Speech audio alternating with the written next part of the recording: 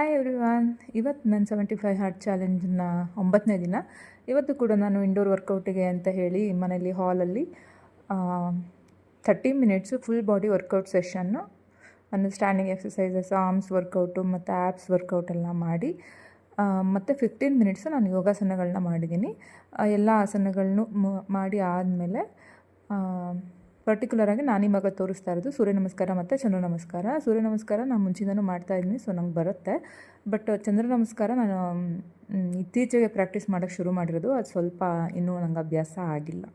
So 45 minutes indoor ವರ್ಕೌಟನ್ನು ಮುಗಿಸಿ ಮನೆ ಹೊರಗಡೆ ಪೋರ್ಟಿಕೋದಲ್ಲಿ ಮನೆ ಮುಂದೆ 45 ಮಿನಿಟ್ಸು ಔಟ್ಡೋರ್ ವರ್ಕೌಟಿಗೆ ಅಂತ 45 ಮಿನಿಟ್ಸ್ ವಾಕ್ ಮಾಡಿದ್ದೀನಿ. ಇದಾಗಿತ್ತು ನಂದು 2 workout sessions for the day. Healthy ಈಟಿಂಗಲ್ಲಿ ನಾನು ಬೆಳಗ್ಗೆ ತಿಂದಿದ್ದು ಕಡಲೆ ಹಿಟ್ಟು ಮತ್ತು ಮೊಟ್ಟೆ ಹಾಕಿ ಮಾಡಿರುವಂಥ ದೋಸೆ ಮತ್ತು ಹೂಕೋಸು, ಕ್ಯಾಪ್ಸಿಕಮ್ ಹಾಕಿ ಮಾಡಿರೋ ಪಲ್ಯ ಮತ್ತು ಕೆಂಪು ಮೆಣಸಿನ್ಕಾಯಿ ಚಟ್ನಿ, ಹಸಿರು ಮೆಣಸಿನ್ಕಾಯಿ, ಉಪ್ಪಿನಕಾಯಿ.